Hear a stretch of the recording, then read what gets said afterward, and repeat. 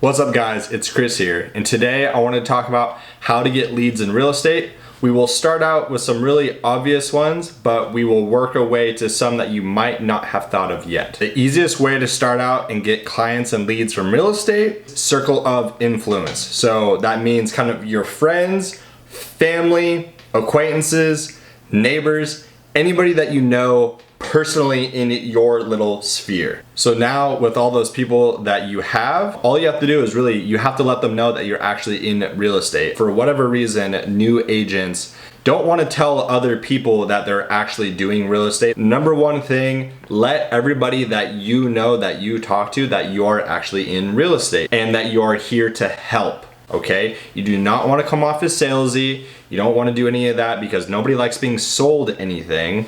You just want to let them know that you are in real estate so you can plant that first seed. When's the last time that you looked through your contact list on your phone? Because when I first started, I thought I had nobody to talk to, and I had somebody that come up to me and said, hey, you should check out your actual contact list. You might actually have a lot of phone numbers there, because all leads are phone numbers and emails realistically, and a name. If you actually go to your contact list, I had over 600 people that I had numbers for. There is 100% a starting point, because you're not going to use all 600, of course, because you got your friends' moms and dads and people that you knew from kindergarten. There's at least 200 people in there that you can let know, hey, I'm in real estate, I'm here to help. If you got any questions, right, shoot me a text, shoot me a call, whatever the case is. Going along with that, you now have most of those friends are most likely on Facebook. What you can do is that you can post articles and you can post little tidbits here and there, how mortgage rates are going, what's happening with the economy, just things that can keep people informed because you're there to help. And that way you can just let them know, hey, you are in real estate, this is what's gonna happen with real estate, and maybe even with a micro market here in San Diego, for example, is posting what's going on with new developments. Anything that would be relevant and useful information, a new school coming in, those are things that you wanna post. It's not too in your face, it's nothing like that. It's just to help people and give people more information. The second place that you can get clients and leads from, and I gotta throw it in here, yes, 2020 has happened, but open houses will come back, and you can even do them virtually. But open houses, by far one of the best places that you can get new leads and new clients from. I personally love open houses because I love being in front of somebody and being able to talk to them, explain, and see why they're here, what they're doing, what's going on. In my first 3 months of real estate, before the whole shutdown happened, I was averaging about 4 open houses a week, and that equivalated to just under 76, 77 leads, something around there. What I was doing and what was kind of happening is, I'll give you my little tips and tricks when you're ever doing open houses. The first thing that you want to do, try to find one that a house was just getting on the market, so not a lot of people have had the chance to do it. People want to see it right when it first comes on. You got a lot of looky-loos and things like that, so you want to be the first person to be holding that open house. Second thing you want to do is try to have it in medium price point for your area. So for example, in San Diego, medium price point is actually $625. So if you can jump just below maybe $600 or even $550 and have it be a single family home, that will give you the best chance for the most amount of traffic, because yes, you want to showcase the house. Unfortunately, you're most likely not going to sell the open house. That rarely happens. Open houses are for lead generation. Try to find one that you're trying to generate as much leads as possible. So that is step number 2. Number 3 would be talk to everybody that comes in the door. There is a reason why somebody is there. It doesn't matter if it's a neighbor. It doesn't matter. I don't care who it is, shows up. If it's the male person, you talk to them because you have a reason to talk to somebody. That is the whole point of an open house, is that you're there to talk to people to then eventually try to get their info. If they are neighbors, what does that mean? That means they already own a house and or they are renting. Either one, that's a potential client for you. If it is somebody that has been looking on, let's say Zillow, that they came there for a purpose to see this house and they liked it, it is your job as an agent to find out why.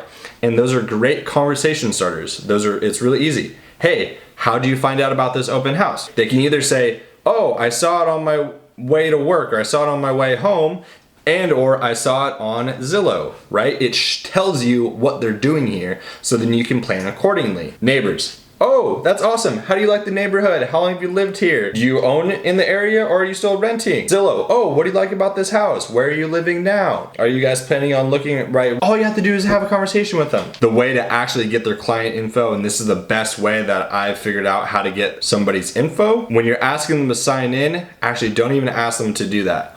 All you have to do is ask them if you can share your digital business card with them. Every single person that I've ever said that to goes, whoa, what's a digital business card? And all you have to do is go on your phone and go, hey, I have this card for you, can I share it with you? They say yes, and you go, what's your phone number? It completely takes down their guard. They're not thinking about it. All you are doing is sharing your contact info, your contact card, that's it. Call it a digital business card, you share it with them, you now have their number. So during that conversation, you should have also gathered their name and then the fact that you're not there to sell them anything. That's all you have to do, all you have to do. That is it. I promise you will get way more leads for it. So please let me know if that works, because once I started doing that, I got everybody's number. And I think my record for an open house was 24 leads. If somebody can beat that like by themselves, let me know. Next thing that you can do for real estate lead gen, door knocking and or cold calling. I'm not gonna talk too much about it because I have done both. I even have a video on how to cold call. There's a reason why I'm not doing it right now. It's because it's just not a sustainable thing for me. As far as cold calling goes, yeah, it's just a lot of hours. And I mean, I personally don't really like it. It's just really boring, and yes, it's a lot of, some people make it work and some people can do it consistently and others cannot, like me. With all these things, your lead gen needs to be a consistent aspect. That's what I'm gonna say to that. Another way to get leads and clients, and this is kind of going with 2020/2021, is Facebook leads. So Facebook is now getting very good and people are getting more accustomed to doing online work, doing things online, that they're actually becoming more of a viable option. What I do with Facebook leads and the way that I structure my ads is that I'll kind of show one here and then you guys can kind of take it from there.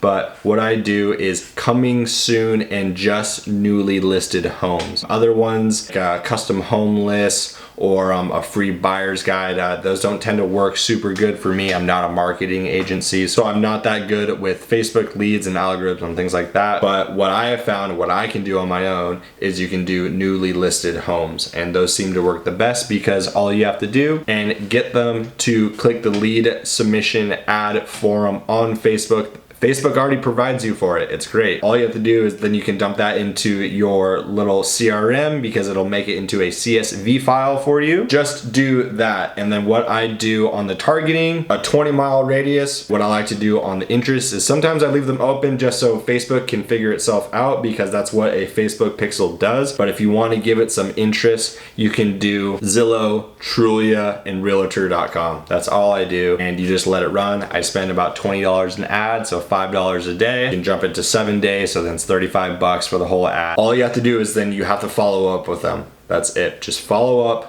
up consistently, showing them that you are there, that you are in real estate. What you want to get to is referral or repeat business, because that is by far the best way to get clients and leads, because you have a seller or buyer that is vouching for you, saying, hi, I have somebody that you need to be introduced to. Can I give them your number? Please go to Chris, because Chris has done such a good job with me. So you have to start out with those first 3, and then that way you can kind of build up your pipeline, build up some buyers and sellers that you have worked with.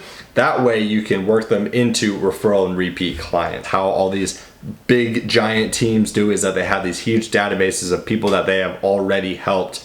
And then that way those people start to refer them other people, can understand how it compounds essentially. It just grows. As a recap, the number one thing that you can do right when you first start is your circle of influence. So your friends, family, acquaintances, people you used to work with, neighbors, anybody that you talk to on a regular basis that you feel comfortable letting them know that you are in real estate. You gotta let people know that you're actually doing this business, and just plant the seed. That's all you have to do. No salesy stuff, nothing like that. Let them know. The second way is those open houses, right? Be doing them consistently, right? Try to get the ones that have not been on the market for a while. Talk to everybody that comes in the house and then have good conversations with people, be genuine about it. And then lastly, get their contact info so that way you can do the follow-up, because if you don't get their contact info, pretty much that was a waste of time. The next one is door knocking and cold calling. Some people can do it, I cannot do it. If it works for you, it works for you. All I ask is that you do it consistently, right? That is the number one thing, consistency. Lastly, you can do Facebook ads. That's where I'm getting a lot of my leads right now, especially with the whole pandemic going on. Do postings of coming soon listings and or ones that have just hit the market. All you're gonna have to do is do the follow-up game. That's it. Follow up, follow up, follow up. Every single one of these things, every lead that you will ever get in real estate, number one thing you need to do is follow up, work your database. That's really it.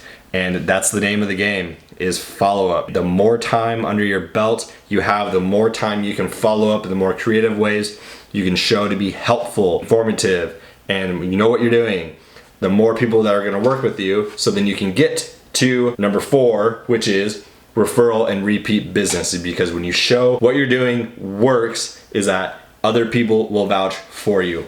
Word of mouth is the best way that you can do any type of business. Thank you guys so much. I really appreciate you guys coming to the video. If you guys could, please hit that like button. If you found anything informative, please leave a comment down below if you guys have any other suggestions that are working very well for you. That way we can get a chat going with what's working in 2021. If you guys are not subbed already, please subscribe. Channel is growing. I really do appreciate it, guys. I want to make these videos fun and interesting, informative, useful, and as you can see, I made the studio a little bit better. I also got myself a really nice camera and mic. Please let me know if this actually is a well set up video or if there's any suggestions on how to make these better for you guys. Guys, I will see you guys in the next one.